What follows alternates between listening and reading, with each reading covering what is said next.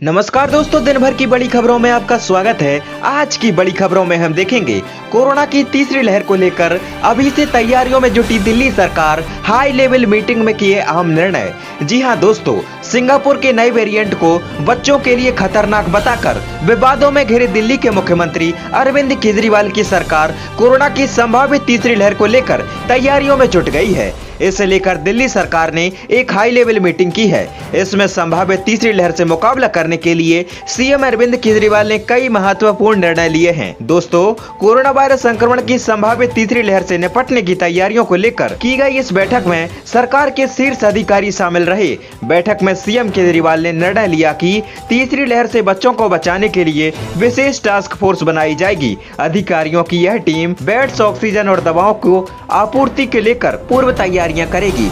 बैठक में यह भी निर्णय लिया गया कि ऑक्सीजन सप्लाई और उसकी उपलब्धता को लेकर प्राथमिकता के आधार पर काम किया जाएगा। और आज की दूसरी बड़ी खबर में हम देखेंगे उत्तर प्रदेश में शादी समारोह के लिए नए नियम, अब सिर्फ 25 लोग हो सकते हैं शामिल।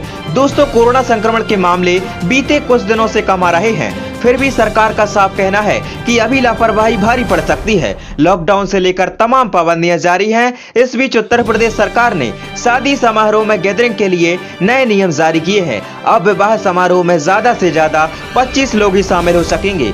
जी हां दोस्तों, राज्य के गृह विभाग के अपर मुख्य सचिव अवनीश कुमार अवस्थी ने प्रदेश के सभी मंडल आयुक्तों, जिलाधिकारियों, क्षेत्रीय, परिक्षेत्रीय तथा जिला पुलिस प्रमुखों को भेजे गए निर्देश में कहा है कि कोविड-19 की मौजूदा स्थिति के मद्देनजर अब बंद या खुले स्थान पर एक समय में ज्यादा से ज्यादा 25 लोग ही शादी समारोह में शामिल हो सकेंगे। इस दौरान कोविड प्रोटोकॉल का सख्ती से पालन करना होगा। इसके अलावा उत्तर प्रदेश में क्लास 9वीं से 12वीं तक के सभी स्कूलों में 20 मई से ऑनलाइन क्लासेस शुरू करने के निर्देश जारी कर दिए हैं।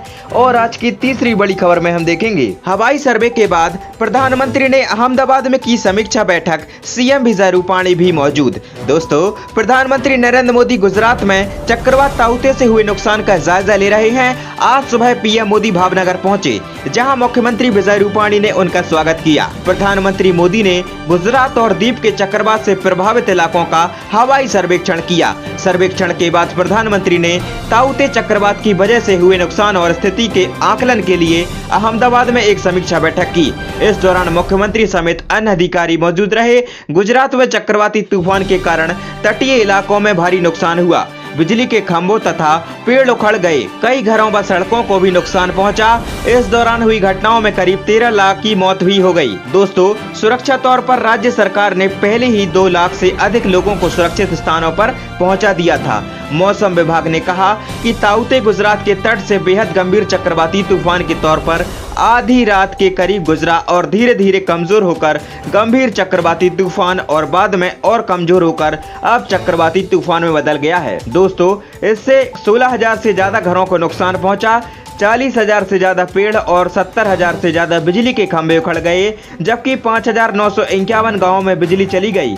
यह राज्य में आया अब तक का सबसे भयावह चक्रवात बताया जा रहा है। इसके बाद आज की चौथी बड़ी खबर, कोरोना काल में कर्नाटक सरकार की बड़ी घोषणा, दिया 1250 करोड़ रुपए का रिलीफ फंड। दोस्तों, कोरोना वायरस संक्रमण से बुरी तरह जूझ रहे कर्नाटक के लोगों को मदद देने के लिए मुख्यमंत्री बीएस येदियुरप्पा ने 1250 करोड़ रुपए के वित्तीय सहायता पैकेज देने की घोषणा की है। मंत्रिमंडल की बैठक के बाद कर्नाटक के सीएम ने अलग अलग तबकों की मदद के लिए इस सहायता पैकेज का ऐलान किया। इसके तहत auto taxi driver, film line workers, footpath पर सब्जी फूल बेचने वाले आदि को सीधे नगद सहायता देने की घोषणा की। इसमें साथ ही फलों टीकाकरण करने की सुविधा देने के लिए टीचर्स, लाइनमैन, सिलेंडर डिलीवरी करने वाले फ्रंट लाइन वर्कर और श्रेणी में शामिल करने की बात की। इन लोगों के खाते में सीधे पहुंचेंगे पैसे। कर्नाटक सरकार ऑटो टैक्सी चालकों को 3,000 रुपए की वित्तीय सहायता देगी और फूलों की खेती करने वाले किसानों को प्रति हेक्टेयर के हिसाब से 10,000 रुपए देगी और फुटपाथ पर फूल और सब्जी बेचने वाले हॉकर्स को 3,000 रुपए देगी। इसी के साथ फिल्म लाइन वर्कर को भी 3,000 रुपए देगी। प्रधानमंत्री गरीब कल्याण योजना के तहत सभी को 5 किलोग्राम चावल भी दिए जाएंगे। असंगठित क्षेत्रों में काम करने वाले श्रमिकों को 2,000 रुपए की आर्थिक मदद मिलेगी। आज की 5वीं बड़ी खबर में हम देखेंगे 2 से 18 साल के बच्चों पर 10 से 12 दिनों में शुरू होगा कोवैक्सीन का ट्रायल, डीसीजीआई दे चुका है मंजूरी। दोस्तों, देश भर में कोरोना वायरस के बढ़ते मामलों के बीच वैक्सीन को बड़ा हथियार माना जा रहा है और इस बीच सरकार ने 2 से 18 साल के बच्चों पर भारत बायोटेक की कोरोना वैक्सीन कोवैक्सीन के ट्रायल को लेकर बड़ा फैसला किया है। नीति आयोग के सदस्य डॉक्टर बी.के. पाल ने बताया कि 2 से 18 साल के बच्चों के लिए कोवैक्सीन का दूसरे और तीसरे फेज का क्लिनिकल ट्रायल अगले 10 से 12 दिनों में शुरू हो जाएगा। जी हां दोस्तों, नीति आयोग के सदस्य डॉक्टर बी.के. पाल ने प्रेस कॉन्फ्रेंस के दौरान कहा, कोवैक्सीन को drug control general of India ने 2 से 18 साल की उम्र वर्ग के लिए फेज 2 और फेज 3 के क्लिनिकल ट्रायल की मंजूरी दे दी है। साइक्लोन तौकते के बाद अब साइक्लोन यास की आहट, आईएमडी ने जारी की चेतावनी। जी हां दोस्तों, अरब सागर से उठे चक्रवाती तूफान ताउते ने गुजरात, महाराष्ट्र, गोवा सहित दमन और दीव में तबाही मचाई। इसका असर दिल्ली, एनसीआर समेत उत्तर भारत के कई जिलों में दिख रहा है।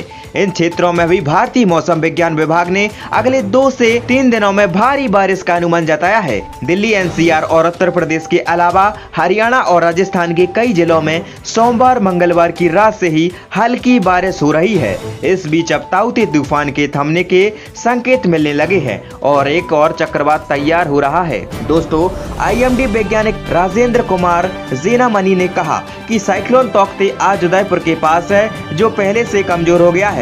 राजस्थान, हरियाणा, दिल्ली, पश्चिम उत्तर प्रदेश और उत्तराखंड में कई जगह बारिश होगी। इस दौरान हवा ज्यादा नहीं रहेगी। मौसम विभाग के मुताबिक उत्तराखंड, पश्चिमी उत्तर प्रदेश और हरियाणा के कई जिलों में भारी बारिश होगी और दिल्ली में बारिश हल्की होगी। इसके बाद दोस्तों, अगली बड़ी खबर, बंद रखें एम्बुलेंस के सायरन, डर का माहौल खत्म करने के लिए सरकार की रिक्वेस्ट।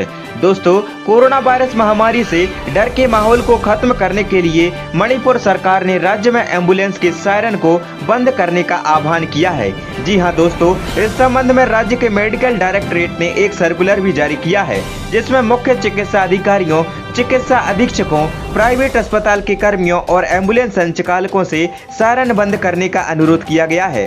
सरकार का कहना है कि एम्बुलेंस के सायरन से लोगों में भय पैदा हो रहा है और सामाजिक चिंता व्याप्त हो रही है, इसलिए सभी एम्बुलेंस ड्राइवरों से सड़क पर जाम होने की स्थिति में ही सायरन बजाने की रिक्वेस्ट की गई है। इसके बाद दोस्तों, अगली बड़ी खबर, व्हाट्सएप की प्राइवेसी पॉलिसी पर केंद्र सरकार सख्त, कहा वापस लो पॉलिसी नहीं तो होगी कार्यवाही। जी हां दोस्तों, व्हाट्सएप की नई प्राइवेसी पॉलिसी को लेकर बवाल मचा हुआ है।